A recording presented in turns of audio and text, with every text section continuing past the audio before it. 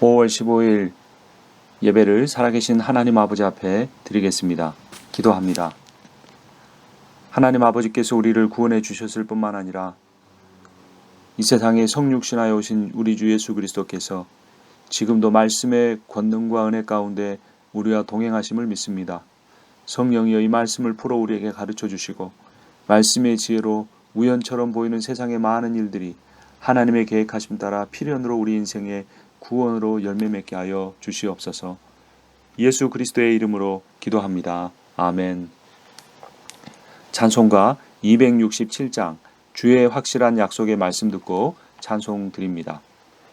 옛 찬송가는 201장입니다.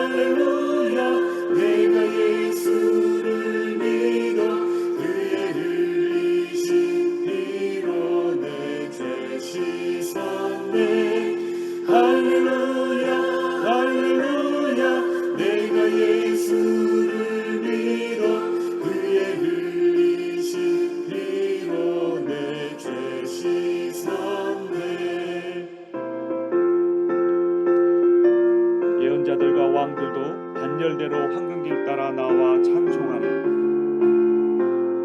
우리 모두 다 그 반열 뒤따르며 함께 즐거운 찬송을 부리리라. 아멘. 예언자들과 왕들도 반열대로 황금길 따라 나와 찬송하네. 할렐루야 할렐루야 내가 예수를 믿어 그의 흘리신 피로 내 죄 씻었네. 할렐루야 할렐루야 내가 예수를 믿어 그의 흘리신 피로 내 죄 씻었네. 우리 모두 다 그 반열 뒤따르며 함께 즐거운 찬송을 부르리라. 할렐루야 할렐루야 내가 예수를 믿어 그의 흘리신 피로 내 죄 씻었네. 할렐루야 할렐루야 내가 예수를 믿어 그의 흘리신 피로 내 죄 씻었네. 아멘. 하나님의 말씀 역대하 18장입니다. 구약성경 제 성경으로 677페이지입니다. 1절과 2절 봉독합니다. 여호사밧이 부귀와 영광을 크게 떨쳤고 아합 가문과 혼인함으로 인척 관계를 맺었더라. 2년 후에 그가 사마리아의 아합에게 내려갔더니 아합이 그의 시종을 위하여 양과 소를 많이 잡고 함께 가서 길랏 라못 치기를 권하였더라. 아멘. 오늘 역대하 18장 성경 본문을 통해 말씀이 우연을 필연으로 바꾼다라는 제목으로 하나님의 말씀을 증거하겠습니다. 우연이란 인과관계가 없이 뜻하지 않게 일어난 일을 의미합니다. 필연이란 그렇게 될 수밖에, 결과가 그렇게 될 수밖에 없는 어떤 그런 사연에 대한 내용입니다. 이 세상은 우연으로 가득 차 있습니다. 여러분이 지금의 배우자를 만나신 것은 여러분들이 처음부터 이 사람을 만나려고 계획했던 것이 아닐 겁니다. 어느 날 우연히 여러분의 친구가 소개해 주었을 수도 있습니다. 아니면 여러분의 부모님이 아는 지인을 통해 좋은 배우자감을 소개해 달라고 해서 만나게 했을지 모릅니다. 그때 어머니가, 아버지가 그런 생각을 하지 않으셨더라면, 그때 나의 친구가 그런 권면을 하지 않았더라면 만나지 않았을 수도 있을 겁니다. 그래서 현재의 배우자와 만난 것은 인간적으로 생각할 때는 우연입니다. 하지만 신앙의 관점에서 보면 하나님께서 우리를 창세전에 구원하기로 계획하셨을 뿐만 아니라 우리가 어떤 배우자를 만날지도 하나님께서 계획해 놓으셨습니다. 왜냐하면 결혼이란 인생에서 가장 중요한 문제이기 때문입니다. 물론 인간이 하나님의 계획에 불순종하고 거슬러서 다른 사람을 만날 수도 있습니다. 그러나 하나님의 은혜를 받은 사람은 하나님의 계획대로 하나님의 주권에 따라 배우자를 선택하고 순종해 갑니다. 그러나 그것이 우리에게 일상적인 삶에서 나타날 때는 하나님이 우리에게 보이는 것도 아니고 하나님이 직접 우리에게 음성을 들려주는 것도 아니기 때문에 사람을 통해서, 상황을 통해 역사하기 때문에 이것은 그냥 인간적인 관점에서 보면 우연처럼 보이는 겁니다. 하지만 그 배후에는 하나님께서 하나님의 주권과 은혜를 가지고 우리를 필연적으로 오늘날 여기까지 오게 하셨다라는 겁니다. 우리가 굳이 미래에 대해서 하나님의 필연을 생각하고 하나님이 다 정해 놓으셨으니까 우리는 할 일이 없어, 이렇게 생각할 필요가 없습니다. 그것은 이슬람의 인샬라입니다. 알라의 뜻이다. 이건 아주 잘못된 생각이죠. 하나님이 인격적인 하나님이시기 때문에 자신의 주권적인 계획을 실현해 가는데 우리의 순종과 우리의 기도와 우리의 회개를 원하십니다. 그러니까 미래에 대해서는 하나님의 필연을 미리 생각할 필요가 없는 것이죠. 그러나 과거를 돌아볼 때는 이것이 다 하나님의 필연이었다는 것을, 결코 이것이 우연이 아니었다는 것을 고백하게 됩니다. 사도 바울이 자신을 하나님이 창세전에 택하시고 사도로 부르셨다고 한 것은 미래의 사건이 아니라 과거를 돌아보면서 한 것입니다. 과거에 자신의 뜻을 굽히지 않고 자신의 그 율법적 신념과 인간적인 분노를 하나님의 믿는 신앙이라고 생각하고 여러 가지 일들을 해왔는데, 하나님께서 특히 예수 그리스도께서 자신을 핍박하는 바울 자신을, 예수를 핍박하는 바울 자신을 구원하기 위하여 다시 만나주신 그 사건을 보면서 자기의 수많은 잘못에도 불구하고 예수 그리스도께서 다메섹으로 가는 길에 만나주신 그 사건을 돌아보니 그 길이 정말 백척간두, 정말 절벽 천길 낭떠러지에서 자기는 그것이 그런 위험한 길인 줄 모르고 갔는데 많은 수많은 우연적인 사건을 통해 자기를 하나님께서 부르셨다는 사실을 깨닫고 그 하나님의 주권을 찬양한 것입니다. 그런데 어떻게 인간적인 이 우연의 사건들을 하나님의 주권과 은혜에 따른 필연의 그런 구원의 계획으로 귀결되게 만드는 것일까요? 그것은 바로 말씀입니다.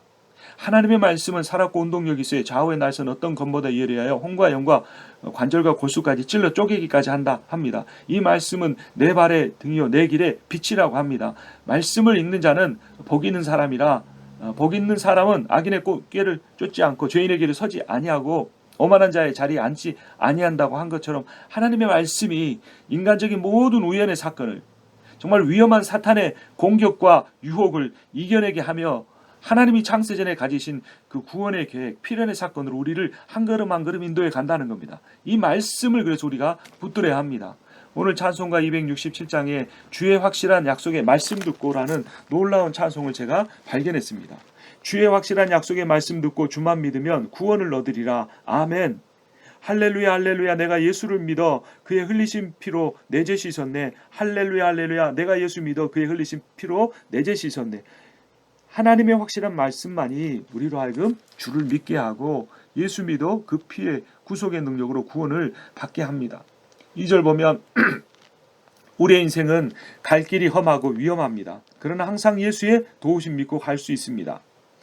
3절 보면 주의 보좌에 천사들 둘러서서 우리 구주를 높이고 찬양하네. 천상에 지금 예수 그리스도께서 십자가에 죽으시고 사흘 만에 부활하셔서 40일 동안 제자들을 가르치시고 하늘로 올라가셨습니다. 그분이 하나님 보좌 우편에서 천사들의 둘러싸여 온 우주 만물을 통치하고 계십니다. 우리는 지금 우연적인 사건들을 많이 경험하고 있고 코로나 바이러스 감염병도 이러한 우연적인 사건들처럼 보이지만 하나님의 철저한 계획 가운데 있고 하나님이 하늘 보좌에서 예수 그리스도께서 하늘 보좌에서 천사들과 함께 회의하여서 이런 일들을 이루어 가신다는 것을 알 수 있습니다. 그런데 어떻게 하면 우리가 그 하늘 보좌에서 이루어지는 하나님의 계획을 내 삶의 일상의 고난의 현장에 고난의 자리에서 그것을 나의 것으로 만들어가면서 살 수 있는가? 그것이 주의 확실한 약속의 말씀뿐이라는 겁니다.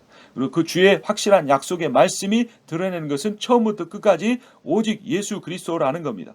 창세 때 말씀으로 하나님의 천지를 창조하셨는데 그 말씀이 로고스이신 예수 그리스도시고 죄인인 우리를 구원해 주신 것도 하나님이 세상을 이처럼 사랑하사 독생자를 주셨으니 이는 저가 멸망치 않고 영생을 얻게 하려 하심이라는 예수 그리스도가 하나님의 독생자 예수 그리스도가 우리의 구원을 이루셨고 마지막 종말의 때 이 세상에 다시 오셔서 사원자와 죽은 자를 다 심판하시고 의의 길로 예수 그리스도 쫓아 살았던 사람들은 영생의 길로 인도하시고 불순종하고 자신의 꾀와 죄의 유혹에 빠져서 살았던 사람은 저 지옥의 심판으로 버리실 분도 알파와 오메가이신 오직 예수 그리스도시라는 것입니다. 그 예수 그리스도가 창세기부터 요한계시 복음서와 요한계시록까지 계시되니 주의 확실한 약속의 말씀을 듣고 주만 믿으면 참 믿음을 가지면 구원을 얻으리라. 이 구원이 우리의 인생의 목적입니다. 이 구원이 우리의 신앙생활의 목적입니다. 우리가 말씀 있고 기도한 모든 것이 구원으로 귀결되는 것이 목적입니다. 그런데 문제는 이 세상에 아직도 공중권세 잡은 자가 있다는 겁니다. 세상에 정치, 경제, 외교, 군사, 무역, 사회 이런 모든 범죄, 윤리, 도덕, 철학, 사상 이런 것들을 다 사탄이 주관하고 있다는 겁니다. 그래서 웬만한 사람, 웬만한 지혜, 웬만한 능력 하나님 우리 인간적인 가지고 쫓아 살 수가 없습니다. 우리는 다 전적으로 타락한 자들입니다. 우리는 선을 행할 능력이 하나도 없는 사람들입니다. 그것을 깨달아야 합니다. 그 깨달음이 바로 겸손입니다. 교만한 자는 구원을 받지 못하고 겸손한 자만 구원을 받습니다. 여호사밧은 이 지혜가 많고 능력 있는 사람이었는데 어리석은 행동을 합니다. 18장 1절을 보면 여호사밧이 부귀와 영광을 크게 떨쳤고 아합 가문과 혼인함으로 인척관계를 맺었더라. 여호사밧은 남유다 다윗의 왕가에서 가장 경건하고 가장 개혁적인 왕이었습니다. 아합은 여로보암부터 시작된 북이스라엘 우상 숭배의 나라, 죄악의 나라, 인간적으로 물질적으로는 외교적으로 군사적으로는 강한 나라였지만 영적으로는 타락한 그러한 나라였고 이 나라에서 가장 악한 왕이 아합 왕이었습니다. 근데 선한 나라 남유다의 가장 선한 여호사밧 왕이 악한 나라 북이스라엘의 가장 악한 나라 아합 왕과 혼인관계를 맺었다. 이것이 참 아이러니입니다. 왜 그랬을까요? 항상 답은 성경에 있습니다. 여호사밧이 부귀와 영광을 크게 떨쳤기 때문입니다. 하나님이 주신 복을 하나님보다 더 귀히 여길 때 하나님이 주신 복은 저주가 될 수 있습니다. 부귀와 영광을 하나님이 주신 것인데 그 여호사밧이 그 부귀 영광을 하나님의 능력으로 유지하려고 하지 않고 인간적인 노력으로 유지하기 위해서 그 당시에 더 강대했던 북이스라엘 아합 왕의 가문과 사돈 관계를 맺습니다. 그래서 아합 왕의 딸 아달랴와 여호사밧의 아들이 결혼하게 한 것입니다. 고대 근동에서 국가끼리 전쟁을 치르지 않는 가장 지혜로운 방법은 자신들의 자녀들을 결혼시키는 겁니다. 어떤 부모가 자기의 사위나 또는 며느리 나라와 전쟁을 치르겠습니까? 그것은 고대 근동만 아니라 인류의 역사 가운데 그랬고 지금도 한국의 재벌가들은 재벌가들과만 사돈을 맺습니다. 그래서 기업끼리 경쟁 관계에 있다가도 우호적인 관계로 바뀌어지는 거죠. 미국에도 정말 대단한 가문들은 그런 친인척 관계를 맺음으로써 서로 윈윈하는 전략을 짭니다. 그런데 하나님은 이것을 기뻐하지 않으십니다. 창세기 6장 2절에 보면 하나님의 아들들이 사람의 딸들의 아름다움을 보고 자기들이 좋아하는 모든 여자를 아내로 삼은지라. 그래서 창세기 6장 7절에서 하나님 이렇게 말씀합니다. 내가 창조한 사람들을 내가 지면에서 쓸어버리리라. 내가라는 표현을 2번 사용하십니다. 내가 창조한 사람, 내가 지면에서 심판해버린다. 하나님이 창조도 하시고 하나님 심판도 하신다. 자기가 창조한 사람 얼마나 사랑하시는데 왜 쓸어버리시는가? 그들이 이 세상에 믿지 아니하는 자들, 죄악 가운데 거하는 자들과 연합했기 때문입니다. 이것은 단지 친인척 관계를 맺는다거나 사돈 관계를 맺는다는 말만이 아닙니다. 이 당시에 성경에서 대부분 남자가 여자를 알다, 남자 여자가 연합하다라는 말은 어떤 성적인 의미만을 갖는 것이 아니라 영적인 의미를 갖습니다. 남자가 부모를 떠나 여자 한 몸이 된다는 것은 하나님 형상을 따라 지음받은 인간이 삼위일체 하나님이 세 분의 개별적인 인격이시지만 완전한 연합을 이루듯이 남자와 여자가 개별적인 인격이지만 완전한 연합을 이룬다는 것과 동일한 의미입니다. 상당히 영적이고 신앙적이고 복음적인 의미를 갖습니다. 그렇기 때문에 불신자와 육체적인 관계를 갖거나 또는 결혼관계, 혼인관계를 맺거나 또는 어떤 사업을 같이 하거나 또는 어떤 여러 가지 그들의 그 책략과 그들의 꾀와 지혜를 얻어서 사는 그런 연합관계를 갖는 모든 것이 하나님의 심판을 자초하는 일이 되는 것입니다. 그래서 사도 바울은 고린도후서 6장 15절에서 너희는 믿지 아니하는 자와 멍에를 함께 매지 말라. 의와 불법이 어찌 함께하며 법과 아들이 어찌 사귀며 빛과 어둠이 어찌 사귀며 그리스도와 벨리알이 어찌 조화되며 믿는 자와 믿지 않은 자가 어찌 상관하랴. 상관은 서로 관계를 맺다. 육체적 영적 관계를 갖는다. 이런 의미입니다. 여호사밧은 대단히 경건한 신앙생활을 했음에도 불구하고 자신의 나라를 지키기 위해서 자신의 힘으로 하나님의 힘이 아닌 자신의 힘으로 지키기 위해서 악한 아합 왕의 딸을 자신의 아들과 결혼시켰습니다. 그런데 아합이 유혹합니다. 이런 일이 발생하기 때문에 문제인 겁니다. 2절 2년 후에 그가 사마리아의 아합에게 내려갔더니 아합이 그와 시종을 위하여 양과 소를 많이 잡아 함께 가서 길라 라못 치기를 권하였더라. 길라 라못은 아람과 같은 곳입니다. 그러니까 오늘날로 말하면 남한과 북한이 힘을 합해서 중국을 치자 이런 것입니다. 아람은 강대국이었습니다. 사실 어려운 일이었죠. 하나님의 뜻이 아니었습니다. 하나님의 뜻이면 악한 나라와 더 강한 나라와 싸워서 이길 수도 있습니다. 여기서 길라 라못 치기를 권하였더라. 2절 끝에 권하였다라는 단어는 원어로 보면 유혹하다라는 의미입니다. 나는 요즘 어떤 유혹을 받고 있습니까? 어떤 강한 자가 나에게 손을 내밀었습니까? 그것은 굉장히 유혹이 됩니다. 나에게 평생 이런 기회가 올지 다시 안 올지도 모르기 때문에 그 기회를 잡고 싶을 것입니다. 아합도 그러한 유혹에 빠지고 맙니다. 3절 이스라엘 왕 아합이 유다 왕 여호사밧에게 이르되 당신이 나와 함께 길라 라못으로 가시겠느냐 하니 여호사밧이 대답하되 나는 당신과 다름이 없고 내 백성은 당신의 백성과 다름이 없으니 당신과 함께 싸우리이다. 당신과 함께 싸우리이다 라고 말합니다. 절망적입니다. 유혹에 언제나 경건한 사람도 넘어갈 수 있습니다. 이 아합의 제안을 거절하기는 어렵습니다. 만나지를 않았어야죠. 만나기 전에 결혼을 시키지 않았어야 됐죠. 결혼을 시켰더라도 만나지 않았더라면, 만났더라도 이 말을 듣지 않았더라면 얼마나 좋았겠습니까? 그러나 여호사밧은 그래도 믿음의 사람이기 때문에 이렇게 말합니다. 4절 여호사밧이 또 이스라엘 왕에게 이르되 청하건대 먼저 여호와의 말씀이 어떠하신지 오늘 물어보소서 하더라. 여기에 여호사밧의 구원의 길이 있었습니다. 여러분 하나님의 말씀이 우연을 필연으로 바꿉니다. 사탄은 우연을 가장하여 우리에게 많이 나타나고 우리를 유혹하고 넘어뜨리려 하지만 하나님이 우리를 창세 전부터 구원하려고 하신 필연적 구원의 계획으로 바꾸어주는 것은 하나님의 말씀입니다. 어떠한 일이 있어도 단 하루라도 하나님의 말씀을 읽지 아니하는 그런 어리석음을 본받지 않기를 주의 이름으로 축원합니다. 제가 우리 교회에서 3년 전에 매일 새벽 기도를 만든 목적도 거기에 있었습니다. 참 힘든 시기였습니다. 어려운 상황이었습니다. 그런데 새벽 예배를 시작하게 되었고 하나님의 말씀을 증거하고 그 말씀을 증거하기 위해서 서너 시간씩 매일 시간을 보낼 때 하나님이 그 말씀을 통해 저에게 답을 주셨고 인내하게 하셨고 하나님의 말씀에 순종하게 만들어 주셨습니다. 오직 주의 말씀만이, 주의 확실한 약속의 말씀만이 우리를 구원의 길로 인도하고 하나님의 사랑을 날마다 깨닫게 하고 우리로 하여금 범죄하지 않게 해 주는 것입니다. 여호사밧이 먼저 싸우겠다고 약속하고 그 다음에 말씀을 들은 것은 잘못이지만 그나마 처음부터 말씀을 먼저 읽고 답을 했더라면 더 좋았을 텐데, 그래도 그나마 나중에라도 말씀을 읽었기 때문에 여호사밧이 구원을 받게 됩니다. 그러자 이스라엘 왕 아합이 선지자 400명을 모읍니다. 그러자 5절 끝에 보면 그들이 하나님이 그 성읍을 왕의 손에 붙이시리다 라고 거짓 예언을 합니다. 그래서 의심이 간 여호사밧이 6절에 이르되 이외에 우리가 물을 만한 여호와의 선지자가 여기 있지 아니하니까 합니다. 그러자 7절 이스라엘 왕 아합이 여호사밧에게 이르되 아직도 이를 라의 아들 이물라의 아들 미가야 한 사람이 있으니 그로 말미암아 여호와께 물을 수 있으나 그는 내게 대하여 좋은 일로는 예언하지 아니하고 항상 나쁜 일로만 예언하기로 내가 그를 미워하나이다 하더라.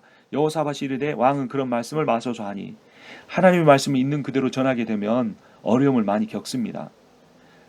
몇백 명, 몇천 명을 모아놓고도 그 사람들을 통해 한 번도 말씀에 대한 어떤 그 거부감이나 거센 반응이 나오지 않는다면 우리는 너무나 일반적인 말씀만을 듣고 있지 않는가. 그것이 구원의 길, 협착한 길, 좁은 길, 구원의 길이 아닌 넓은 길, 멸망의 길을 제시하는 것은 아닌가 우리가 생각해 봐야 합니다. 미가야 선지자는 항상 아합 왕에게 나쁜 일로만 예언했습니다. 근데 아합 왕이 깨닫지 못한 것이 있습니다. 미가야가 그에게 항상 나쁜 일로만 예언한 이유는 바로 아합 왕 자신이 하나님의 말씀을 읽지 않고 하나님의 말씀을 그의 정책에 나라를 다스리는 일에 반영하지 않았기 때문이라는 것을 깨달아야 했는데 그렇지 못한 것입니다. 그래서 여호사밧이 그 선지자 보기를 원하자 8절 보면 이스라엘 왕이 한 내시를 불러 이르되 이물라의 아들 미가야를 속히 오게 하라 하니라. 12절을 보면 미가야를 부르러 간 사자 즉 내시가 그에게 말하여 이르되 선지자들의 말이 하나같이 왕에게 좋게 말하니 청하건대 당신의 말도 그들 중 한 사람처럼 좋게 말하소서. 협박하는 겁니다. 부드러운 말로 했지만 지금 이 아합 왕은 여호사밧의 군사를 빌어서 아람을 치고 그가 큰 제국을 건설하기 위해서였기 때문에 여호사밧의 청을 거절할 수 없었고 어쩔 수 없이 미가야를 불렀지만 너 지금 조심해. 이제까지 네가 나에게 나쁜 예언만 했지만 좋은 예언을 해야 될 거야 라고 그 내시 사자를 통해 경고한 것입니다. 13절을 보면 미가야가 대답하여 이르되 여호와께서 살아계심을 두고 맹세하노니 내 하나님께서 말씀하시는 것 곧 그것을 내가 말하리이다. 14절 이에 왕에게 이르니 왕이 그에게 이르되 미가야야 우리가 길랄 라못으로 싸우러 가랴 말라 하는지라 이르되 올라가서 승리를 거두소서 그들이 왕의 손에 넘긴 바 되리이다 하니 미가야가 하나님의 뜻과 정반대의 말을 합니다. 그는 과연 하나님의 선지자였을까요? 그런데 아합 왕의 반응이 재밌습니다. 15절에 보면 왕이 그에게 이르되 여호와의 이름으로 진실한 것 외에는 아무것도 말하지 말라고 내가 몇 번이나 내게 맹세하게 하여야 하겠느냐 하니 16절 그가 이르되 내가 보니 온 이스라엘이 목자 없는 양같이 산에 흩어졌는데 여호와의 말씀이 무리가 죄인이 없으니 각각 평안히 자기들의 집으로 돌아갈 것이니라 하셨는지라 하는지라. 이스라엘이 목자 없는 양같이 산에 흩어졌다는 말은 이 북이스라엘을 의미하는데 북이스라엘의 목자는 아합 왕입니다. 그러니까 이 전쟁을 통해서 길랄 라못을 얻기 위한 아람과의 전쟁에서 이스라엘 목자인 아합 왕 당신이 죽을 것이요 이스라엘 백성은 목자 없는 양같이 흩어질 것이다 라고 하는 겁니다. 목숨을 걸고 하는 말입니다. 앞에서 하나님이 이 전쟁을 허락하셨다는 말은 아합 왕을 조롱하는 것이었고 참된 예언은 바로 여기서 합니다. 그런데 이 선지자 미가의 이 예언의 핵심은 뭐냐면 여호와의 말씀이 이 무리가 주인이 없으니 각각 평안히 자기들 집으로 돌아갈 것이니라 하셨는지라. 여호와의 말씀이 하셨는지라. 하나님의 말씀이 그리하면 전하지 아니할 수밖에 없는 것입니다. 여러분 구원의 길은 좁은 길입니다. 구원의 길은 협착한 길입니다. 교회에서 아무리 봉사하고 교회에서 아무리 직분 받아도 그것으로 구원 받는 것 아닙니다. 마태복음 25장에 보면 양과 염소의 비유가 나오는데 그것은 양이 행함이 있었다라는 행위 구원론을 말하는 것이 아닙니다. 양과 염소의 반응을 보면 두 쪽 다 의외라는 반응입니다. 놀라는 것입니다. 양에 속한 자 받기로 말씀을 듣는 자들은 자신들이 구원받을 수 없는 자라고 생각했던 사람들입니다. 염소에 해당되는 자 그들은 자기들이야말로 구원을 받을 자라고 생각했던 사람들입니다. 근데 구원을 받지 못할 것이라고 생각했던 양에 해당되는 사람은 구원을 얻을 것이고 자신이 구원을 받을 것이라고 생각한 염소에 해당된 사람은 구원을 받지 못할 것이라는 것이 마태복음 25장의 예수님의 말씀인 것입니다. 오늘날도 마찬가지일 겁니다. 목사와 장로나 권사나 안수집사와 같은 직분자들 중에 상당히 많은 사람이 구원에 이르지 못할 것입니다. 평신도이고 교회 나온 지 몇 개월밖에 안 되고 하나님 말씀을 제대로 체계적으로 알지 못하고 잘 설명하지 못하는 것 같아도 그런 사람들 중에 지적 능력이 떨어지거나 가난하거나 병들었거나 그런 어떤 이유로라도 마음이 가난하여 예수 그리스도를 참된 자신의 주인으로 겸손히 받아들인 사람들은 구원받지 못할 것처럼 보였던 사람들 중에도 구원받을 사람들이 있을 것입니다. 여호와의 말씀이 구원을 이루기 때문입니다. 그들은 미가야를 가두어 버립니다. 26절에서 이렇게 말합니다. 왕이 이같이 말하기를 이놈을 옥에 가두고 내가 평안히 돌아올 때까지 고난의 떡과 고난의 물을 먹게 하라 하셨는지라. 처음에 좋게 예언하니까 제대로 말해라 해놓고 제대로 말하니까 이렇게 가두어 버립니다. 이것이 세상 사람들의 악한 논리입니다. 앞뒤가 맞지 않습니다. 권력을 잡고 있고 똑똑해 보이지만 앞뒤가 맞지 않고 자기 모순에 빠져 결국은 분노하는 것이 악하고 어리석은 자, 사단에게 사로잡힌 자의 행동입니다. 그런데 하나님은 그들을 다 치리하십니다. 하나님은 우연처럼 보이시는 일을 통해 자신의 택한 자의 구원이라는 필연적인 사건을 이루어 가시기 때문입니다. 오늘 본문 역대하 18장 19절을 보면 여호와께서 말씀하시기를 누가 이스라엘 왕 아합을 꾀어 그에게 길랄 라못에 올라가서 죽게 할까 하시니 하나는 이렇게 하겠다 하고 하나는 저렇게 하겠다 하였는데 20절 한 영이 나와서 여호와 앞에 서서 말하되 내가 그를 꾀겠나이다 하니 여호와께서 그에게 이르시되 어떻게 하겠느냐 21절 그가 이르되 내가 나가서 거짓말하는 영이 되어 그의 모든 선지자들의 입에 있겠나이다 하니 여호와께서 이르시되 너는 꾀겠고 나는 또 이루리라 나가서 그리하라 하셨은즉이라고 말씀합니다. 하나님의 천상의 어전회의가 열린 것입니다. 오늘 찬송한 찬송가 267장에 주의 보좌의 천사들 둘러서 우리 구주를 높여 찬양하네 할렐루야 할렐루야 했던 천상 어전회의가 당시에도 열리고 있었던 것입니다. 그래서 아방을 깨어 이 전쟁은 길랄 라못을 치고 아람과의 전쟁을 하는 것은 하나님이 그것을 허용하신 목적은 아방을 죽이기 위해서입니다. 아방은 악한 자였습니다. 그는 선한 왕 여호사밧을 유혹하여 죽이려고 하고 자기는 살아남으려고 했습니다. 29절을 보면 이스라엘 왕 아합이 여호사밧에게 이르되 나는 변장하고 전쟁터로 들어가려 하노니 당신은 왕복을 입으소서 하고 이스라엘 왕이 변장하고 둘이 전쟁터로 들어가니라. 대부분 전쟁에서는 왕을 죽이려고 합니다.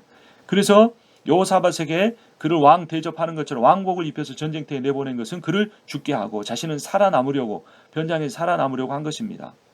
30절에 보면 아람 왕이 그의 병거 지휘관들에게 이미 명령하여 이르기를 너희는 작은 자나 큰 자나 더불어 싸우지 말고 오직 이스라엘 왕하고만 싸우라 한지라. 31절 병거의 지휘관들이 여호사밧을 보고 이르되 이가 이스라엘 왕이라. 그리고 여호사밧 남유다의 왕인 선한 왕 여호사밧을 북이스라엘 악한 왕 이스라엘 왕 아합으로 생각한 겁니다. 하고 돌아서서 그와 싸우려 한즉 여호사밧이 소리를 지르매 소리 질렀다는 것은 단순한 비명이 아닙니다. 원어로 보면 기도하는 소리입니다.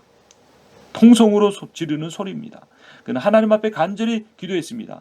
비록 하나님의 말씀을 구했지만 악한 왕과 사돈관계를 맺고 악한 왕의 제안을 따라 악한 전쟁에 참여한 자신의 죄를 순간적으로 회개했는지 모릅니다. 어떤 사람들이 물에 빠져 죽으려고 할 때 그 물을 몇 모금 마시는 단 몇 초 사이에 자신의 인생의 30년 40년이 주마등처럼 확 다 지나갔다고 합니다. 우리가 하나님 앞에 심판대 앞에 섰을 때 우리가 지나온 날들이 정말 1초간에 30년의 인생이 확 다 지나갈지도 모르는 것입니다. 우리가 지금 그러한 일을 당하기 전에 해야 할 일은 여호사밧처럼 소리를 질러 하나님 앞에 회개하는 기도를 드리는 것입니다. 31절 뒷부분을 보면 여호와께서 그를 도우시며 하나님이 그를 감동시키사 그를 떠나게 하신지라. 하나님 여호사밧을 극적으로 살려주십니다. 우연처럼 보이지만 그 왕복을 입은 여호사밧을 쫓던 모든 아람의 군사들이 다 돌아가 버립니다. 32절 병거의 지휘관들이 그가 이스라엘 왕이 아님을 보고 추격을 그치고 돌아갔더라. 근데 이제 진짜 우연적인 사건이 나타납니다. 33절을 보면 한 사람이 무심코 활을 당겨 이스라엘 왕의 갑옷 솔기를 쏜지라. 아합 왕이 그의 병거 모는 자에게 이르되 내가 부상하였으니 내 손을 돌려 나를 진중에서 나가게 하라 하였으나 이날의 전쟁이 맹렬하였으므로 이스라엘 왕이 병거에서 겨우 지탱하며 저녁 때까지 아람 사람을 막다가 해가 질 즈음에 죽었더라. 33절에 무심코라는 단어와 34절에 죽었더라는 단어는 연결됩니다. 무심코는 화살을 쏜 자의 행동을 설명하는 부사인데 이것은 인간들이 행하는 우연적 사건들을 의미합니다. 그런데 34절에 죽었다라는 아하방이 죽은 것인데 이것은 아하방을 죽이려고 천상 회의를 연 하나님의 필연적 사건입니다. 하나님의 필연적 사건은 택하신 자를 구원하는 것과 하나님께서 택하지 않는 자들을 심판하시는 두 가지의 사건으로 연결이 됩니다. 그런데 인간이 행하는 모든 우연적 사건을 사용하셔서 하나님은 필연적 심판의 사건과 아하방을 심판하는 사건과 여호사밧을 필연적으로 구원하는 사건을 동시에 행한 것입니다. 우리는 그 하나님의 필연적 사건 중에 심판을 당할 것입니까? 구원을 얻을 것입니까? 그것은 바로 결정하는 일은 말씀입니다. 하나님의 말씀이 우연을 필연적 사건으로 바꿉니다. 하나님의 말씀이 인간의 우연적 사건을 하나님의 구원의 필연적 사건으로 바꿉니다. 우리 267장 이러한 메시지를 담고 함께 찬송하고 기도하도록 하겠습니다.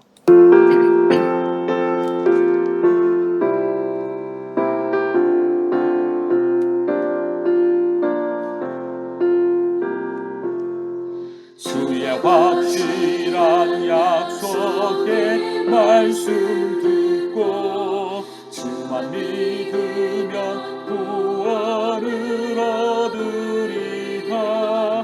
할렐루야 할렐루야 내가 예수를 믿어 그의 흘리신 피로 내 죄 씻었네. 할렐루야 할렐루야 내가 예수를 믿어 그의 흘리신 피로 내 죄 씻었네. 나의 갈 길이 험하고 위험하나 항상 예수의 도우심 믿고 가네. 할렐루야 할렐루야 내가 예수를 믿어 그의 흘리신 피로 내 죄 씻었네. 할렐루야 할렐루야 내가 예수를 믿어 그의 흘리신 피로 내 죄 씻었네. 함께 우리 통성으로 기도하겠습니다. 주의 확실한 약속의 말씀만 붙들며 살게 해달라고 기도합니다. 우리 하나님 보좌 앞에 천사를 불러섰고 우리를 구원하기 위한 하나님의 구원의 계획들이 이루어져가고 있음을 우리는 믿습니다. 하나님은 우리를 의지하고 살아가기 원합니다. 하나님 우리를 붙잡아 주시고 인도하여 주시고 역사하여 주시옵소서. 영원 하나님의 말씀만을 의지하며 살아가기 원하오니 이 말씀을 읽을 때 우리에게 지혜를 주시고 성령의 역사를 우리에게 허락하여 주시옵소서. 우리의 마음 가운데 있는 불편한 것들 아버지 그 모든 것을 내려놓기를 원합니다. 우리가 불신자들과 멍에를 매지 않기를 원합니다.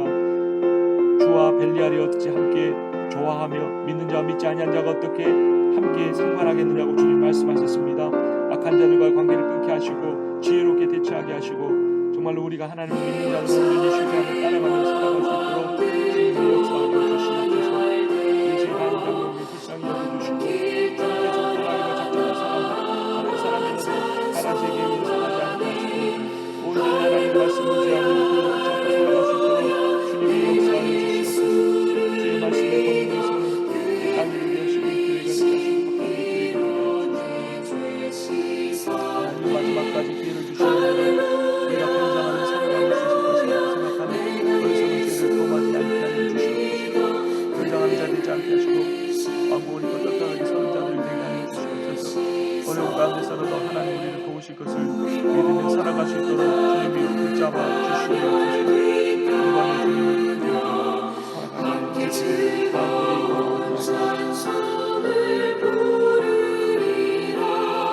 할렐루야 할렐루야 내가 예수를 믿어 그의 흘리신 피로 내 죄 씻었네. 할렐루야 할렐루야 내가 예수를 믿어 그의 흘리신 피로 내 죄 씻었네. 아멘. 우리 함께 고백하겠습니다. 어제 드렸던 고백인데요. 하나님은 나를 사랑하십니다. 하나님은 나를 사랑하십니다. 다음에 또 한번 제가 먼저 말씀드리면 두 번째는 함께 고백하도록 하겠습니다. 나는 존귀한 사람입니다. 나는 존귀한 사람입니다. 아멘. 기도하겠습니다. 주님, 저희가 방금 고백한 것처럼 주님은 우리를 사랑하십니다. 방금 저희가 고백한 것처럼 우리는 예수 그리스도 안에 있을 때 존귀한 사람들이었습니다. 이제는 저희가 죄의 종이었고 노예였지만 이제는 예수 그리스도의 노예와 종이 되어 하나님 아버지의 나라의 아들로서 모든 것을 그리스도와 함께와 상속받을 수 있음을 믿습니다. 그것을 우리가 죽어 천국에 갔을 때나 이 땅의 새하늘과 새 땅에서만 누리는 것이 아니라 오늘 일상의 삶 가운데 주님과 동행하는 복, 우리의 삶의 경제적인 필요를 체험받는 복, 아프고 힘들고 고통받는 우리 연약한 몸이 치유받는 복을 다 받게 하여 주시옵소서. 예수 그리스도의 이름으로 기도합니다. 아멘. 오늘도 주님 안에서 복되고 평안하고 건강한 하루 되시기를 주님의 이름으로 축원합니다.